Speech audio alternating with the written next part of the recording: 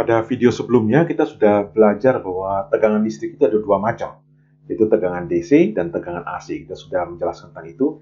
Nah, sekarang pertanyaan berikutnya adalah, kalau tegangan listrik ada dua, ada DC dan ada AC, maka bagaimana dengan daya listrik? Apakah daya listrik DC dan daya listrik AC ada bedanya atau tidak? Tentunya ada beda. Karena itu kita akan mulai dari yang sederhana dulu. Untuk tegangan DC kita hitung daya listrik DC seperti apa.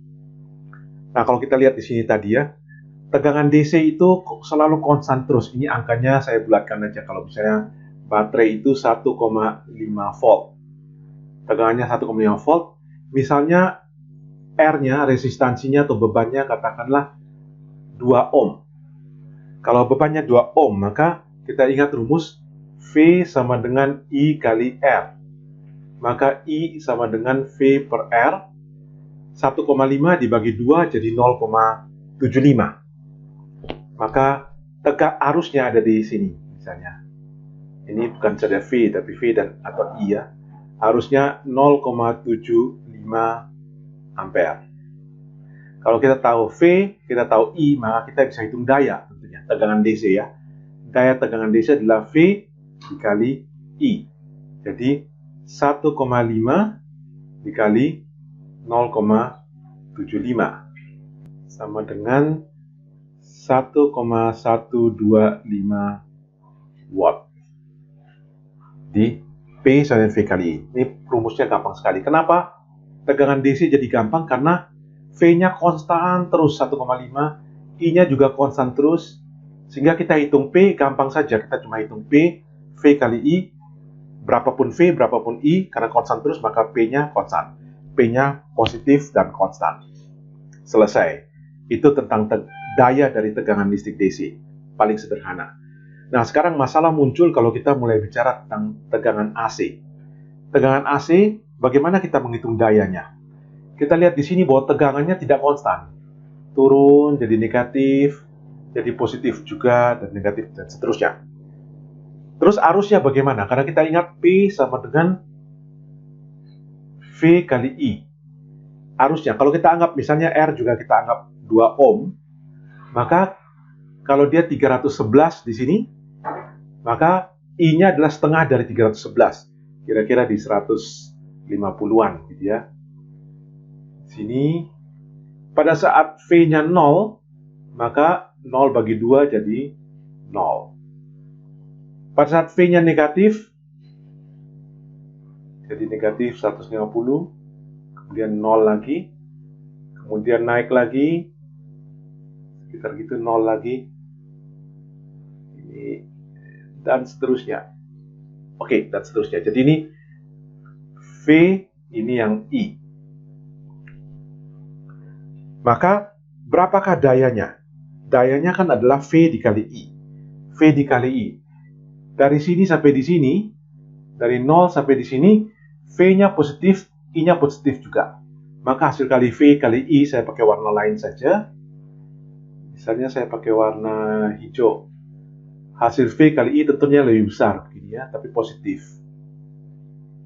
Positif, terus sampai di sini, V-nya 0, I-nya 0, berarti V kali I sama 0. Kemudian apa yang terjadi di periode ini sampai di sini? Pada saat titik ini sampai titik ini, V-nya negatif, I-nya juga negatif. Karena V negatif, I negatif, maka negatif kali negatif jadi positif lagi. Jadi dia akan positif lagi. Dan seterusnya. Mungkin saya gambarkan di gambar yang lebih besar ya, seperti ini misalnya. Jadi kalau I-nya saya gambarkan dengan menggunakan warna merah, saya gambarkan gitu saja, harusnya gambarnya gelombangnya mulus ya, dan seterusnya. Maka V kali I saya pakai warna hijau, jadi selalu positif. Sampai sini dia 0, kemudian dia positif lagi, 0 lagi, positif lagi, 0 lagi. Jadi hijau ini adalah P, V kali I. Artinya walaupun tegangannya kadang positif, kadang negatif, tapi dayanya selalu positif. Apa artinya daya selalu positif?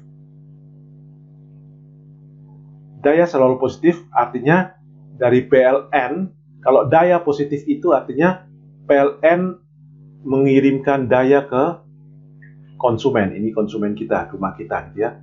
Kalau daya positif, P positif, maka itu berarti PLN mengirimkan daya ke rumah kita. Kita lihat, P di sini selalu positif, tidak pernah negatif.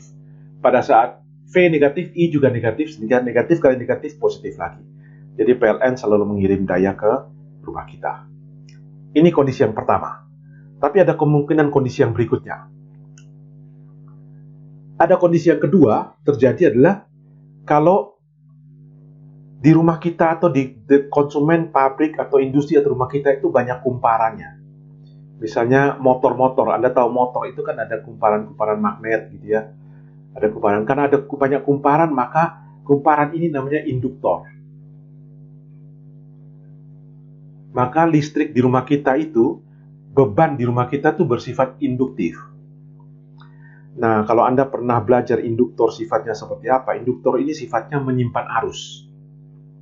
Karena dia menyimpan arus, maka tegangan akan mendahului arus. Jadi tegangan seperti ini, arusnya saya gambar dengan warna merah, arusnya akan terlambat. Jadi arusnya akan terlambat begini. Jadi sudah turun ke 0, arusnya terlambat. Kemudian arusnya begini.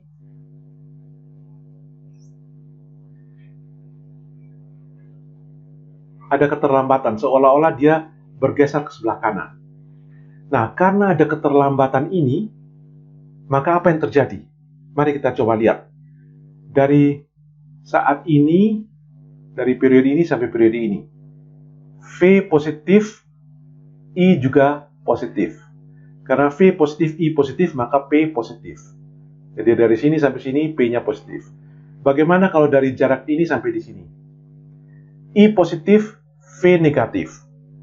Waktu I positif, V negatif, maka P-nya positif kali negatif, P menjadi negatif. Jadi kalau saya gambar nanti, dayanya itu, di sini dia jadi positif, tapi setelah lewat ini dia akan jadi negatif. Kemudian di sini dia positif lagi. Kenapa? Karena I negatif, V negatif. Kalau I negatif, V negatif, maka akan jadi positif. Tetapi setelah sampai di sini, naik lagi positif, turun lagi, sampai di sini Anda lihat I masih negatif, sedangkan P sudah positif, maka dia jadi negatif lagi. Dan seterusnya. Jadi, dalam kondisi ini, kondisi di mana di rumah kita banyak kumparan, motor, pompa air, kulkas, AC, dan sebagainya, itu semua di dalamnya ada kumparan. Karena banyak kumparan, maka rumah kita itu jadi bersifat induktif. Pada saat rumah kita bersifat induktif, apa yang terjadi? P itu tidak selalu positif. Kadang positif, tapi ada daerah di mana P-nya negatif. Apa artinya? Artinya, dari PLN, pada saat P positif, PLN mengirimkan daya ke rumah kita. Tapi pada saat P negatif, justru dari rumah kita yang mengirimkan daya ke PLN. Nah, ini lebih besar yang positif daripada yang negatif. Jadi, PLN kirim ke kita, kita kirim kembali. PLN kirim ke kita kirim kembali. Jadi ada daya yang mondar-mandir. Saya berikan contoh. Ini contoh tidak terlalu tepat, tapi sekedar untuk memberikan gambaran. Misalnya, PLN mengirimkan ke kita daya 100 watt. Kemudian kita kirim kembali ke PLN 30 watt. Kita cuma pakai 70 watt. Kemudian PLN kirim lagi 100 watt. Kita kirim kembali 30 watt. PLN kirim 100, kita kirim 30. Begitu terus. Artinya sesungguhnya yang kita butuh cuma 70 watt. Dan ada 30 watt yang mondar-mandir. Cuma maju, mundur, kirim kembali tanpa melakukan apa-apa. Nah, ini kondisi yang tidak ideal. Jadi, ada daya yang dikirim, ada daya yang sungguh-sungguh diserap, ada daya yang mondar-mandir tanpa melakukan apa-apa. Kalau kita bayangkan misalnya seluruh daya itu mondar-mandir, 100 ke sana, 100 kembali, 100 ke sana. Di sini serapnya 0, maka sangat tidak efektif. Kenapa tidak efektif? Karena jaringan kita jadinya terbebani 30 watt ya. ke sana, kembali, ke sana, kembali, 100 ke sana, 30. Setiap saat ada 130, ada 130 yang lewat-lewat di sini. Padahal kita cuma pakai 70, PLN kirim kita selalu 100. Ini kondisi daya pada saat beban di rumah kita induktif. Sebaliknya, ada yang namanya beban kapasitif. Anda tahu ada komponen namanya kapasitor. Kalau di rumah kita banyak kapasitor, contohnya misalnya lampu neon gitu ya. Banyak kapasitor, maka kondisinya terbalik. Jadi kondisinya adalah arus mendahului tegangan. Jadi arusnya sudah sampai puncak dulu, baru tegangan sampai puncak.